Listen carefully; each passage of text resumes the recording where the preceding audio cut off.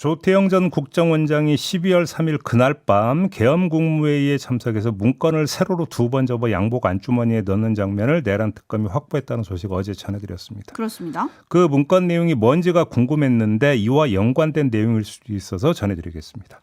윤건영 민주당 의원이 어제 기자회견을 열었습니다. 국정원이 비상계엄 선포 시 땡땡국 조치사항이라는 제목의 문서를 작성을 했고 국정원 직원 80여 명을 계엄사와 합수부에 파견하고 전시 중앙합동정보조사팀을 5개 조 30여 명으로 편성을 해서 구체적인 임무를 부여한다는 내용이라고 합니다. 이 문서는 12월 3일 밤 11시부터 작성돼서 12월 4일 새벽 1시쯤에 최종 저장된 것이라고 하는데 궁금하지 않습니까? 궁금하죠. 이거는 윤건영 의원 잠깐 전화 연결해서 직접 들어보도록 하겠습니다. 의원님 나와 계시죠? 네, 구로울의 윤건영입니다. 네, 이 문서 누가 왜 만든 거라고 보세요?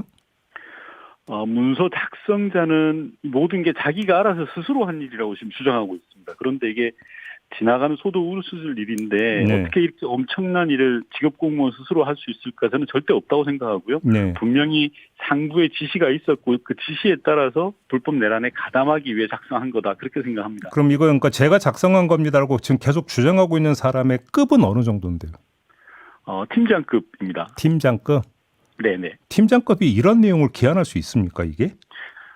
제가 공직 생활을 10여 년 넘게 했는데 네. 저는 불가능하다고 봅니다. 이 문건이 지니는 파급력, 영향력들을 고려했을 때 절대 할 수 있는 일이 아니고 네. 상부의 지시가 없이는 움직일 수가 없습니다. 그게 직업공무원의 촉이고 그게 직업공무원인 겁니다. 어제 의원님이 밝힌 내용을 지금 다 미처 전해드리니까 간략하게만 요약을 했는데 여기에 또 이런 게 있었다고 하더라고요. 수사 기능이 없는 국정원에 임시 특례법을 대통령령으로 제정해서 수사를 가능하게 하는 방법. 이것까지 네. 담았다고 하던데 맞습니까? 맞습니다. 대공수사권이 국정원에서 경찰로 이관됐지 않습니까? 그러니까 예. 국정원에는 법적 수사권이 없으니까 예. 대통령령을 개정하는 우회 방안까지 검토한 겁니다. 요 사실만 보더라도요. 적극적으로 계엄에 동조한 거고 국정원이 조직적으로 가담한 겁니다. 스스로 실행 계획을 세우고 조직을 동원했다라고 밖에는 볼 수 없는 겁니다. 아니, 팀장급이 대통령령 만들자라고 얘기할 수 있습니까? 불가능하죠. 자, 그럼 이거 결국은 내부적으로 이게 좀 조사가 돼야 될 것 같은데 지금 국정원장이 바뀌었잖아요. 네, 그렇습니다. 내부 감사가 있었다고 하던데 혹시 그러면 어느 선에서 이게 지시가 내려진지 좀 밝혀진 게 있습니까? 우선 내부 감사는 지금 진행 중입니다. 제가 이 문건의 존재를 인지하고 보고받고 파헤치는 동안에 감사가 들어갔던 거라서요. 조금 네. 늦게 시작된 거고 예.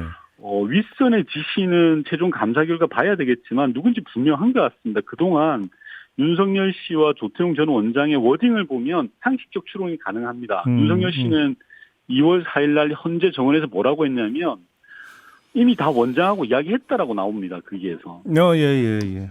그리고 간첩 금고와 관련해서는 안보조사국이 방첩자를 도와주라는 얘기를 했다고 스스로 자백을 합니다. 그리고 조태용 전 원장도 1월 국조청문회에서 회의를 밤 11시 반에 회의를 했는데 어떤 정무직이 합수본이 차려지면 국정원이 그걸 지원하게 되어 있다라는 식으로 이야기를 지나가는 식으로 했거든요. 근데 이제 와서 그들의 말과 정황을 맞춰보면 모든 게 맞아떨어지는 겁니다. 그러니까 이 문서가 작성되기 시작한 게 12월 3일 밤 11시부터라면서요.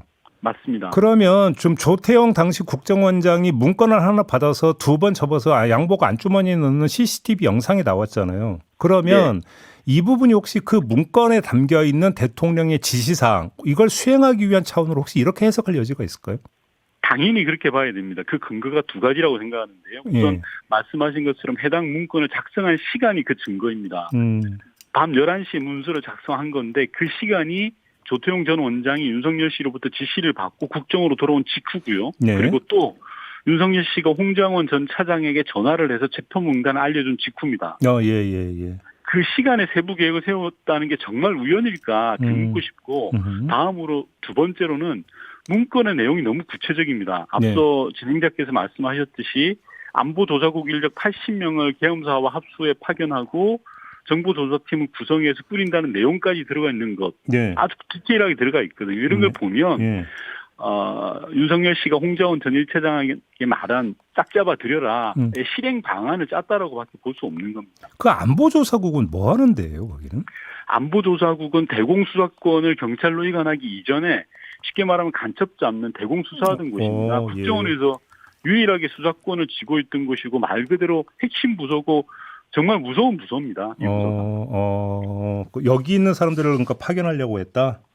맞습니다. 이게 얼마나 무서운 거냐면 불법 내란이 만약에 성공했다고 한다면 야당 정치인 뭐 저를 포함해서 주요 인사를 잡아서 대공 혐의점 조사할 거 아닙니까? 네. 이럴 때 우리나라에서 이런 노하우를 가장 제대로 잘 알고 있는 조직이 바로 이 부서입니다. 그래서 윤석열 씨가 방첩사를 도와라 안보조사국이 라고 지시한 겁니다. 그래요. 그러면 그 국회에서 그 계엄 해제 그 의결이 있고 난 다음에 그 다음에 국정원 동태는 혹시 파악이 된 게 있습니까? 소위 내란의 밤이라고 하죠. 그때 국정원직은 상당수가 재출근했습니다. 제가 확인한 것만 봐도 국정원 인력의 대략 한 30%가 달합니다. 뭐 지역본부라든지 휴직자 빼고요. 이게 어느 정도냐면 특히 제가 조금 전에 말씀드렸던 안보조사국 같은 경우는 130명이 출근을 했다는 겁니다. 130명 중에서 소위 말하는 과장급 이상은 20명 정도밖에 되지 않고요. 자, 그렇다면 일선에 있는 직원들이 불법 내란을 막기 위해서 출근한 건 아닐 거 아닙니까? 그리고 누군가의 지시가 있었으니까 출근을 했겠죠. 맞습니다. 아무리 계엄이라고 해도 누가 시키지도 않은데 한두 명도 아니고 한 부서에 130명이나 조직적으로 출근했다? 이건 당연히 의심할 수밖에 없는 겁니다. 네. 그냥 이거저거 애들로 가지 말고 핵심은 결국은 조태용 원장의 지시가 있었느냐 없느냐가 핵심적인 지금 의혹 줄기 아니겠습니까? 네, 그렇습니다. 저는 당연히 지시했을 거라고 생각하는데 그동안 내란과 관련해서 파헤칠 게 너무 많아서 국정원은 관심 밖이었는데 그 틈을 이용해서 은근슬쩍 빠져나가려고 했던 것 같고요. 확실하게 저는 조태용 전 원장이 내란의 주요 임무 종사자다라고 봅니다. 대통령에게 국정원이 해야 될 문서를 받아왔고 두 번째로는 그 문서의 내용을 누군가에게 검토해보라고 지시했을 가능성이 아주 높고 세 번째는 국정원의 주요 부서의 직원들, 즉 요원들을 동원할 세부 계획까지 세운 겁니다. 그렇기 때문에 확실하게 내란의 주요 임무 종사자다라고 봅니다. 보도를 보면 어제 내란 특검 측에서 이 문건 내용이 사실은 이건 수사가 불가피하다라는 멘트가 나왔더라고요. 혹시 특검 쪽에서 연락은 안 받으셨습니까, 의원님? 수사관 쪽에서 저희 의원실로 연락을 한 것 같습니다. 만약에 내란 특검에서 저한테 협조 요청이 오면 저는 얼마든지 협조를 할 의향이 있습니다. 그래요. 네. 알겠습니다. 일단 잠깐 지금 전화로 만나뵀는데 좀 더 상세한 내용을 좀 나중에 인터뷰 모시고 여쭤보고요. 오늘은 좀 이렇게 마무리하겠습니다. 고맙습니다, 의원님. 네. 더불어민주당 윤건영 의원과 잠깐 이야기 나눠봤습니다. 네, 9609님이 소름 끼쳐. 곳곳에 내란 동조자들이 심어져 있었던 거네요. 너무 소름 끼치고 무섭습니다. 라고 했고 3186님 국정원 직원분들 자수해서 광명 찾읍시다. 당신 상관 벌 받을 거예요. 라고 꼬집어 주셨는데 양심의 소리가 들릴지 한번 시선 집중하겠습니다.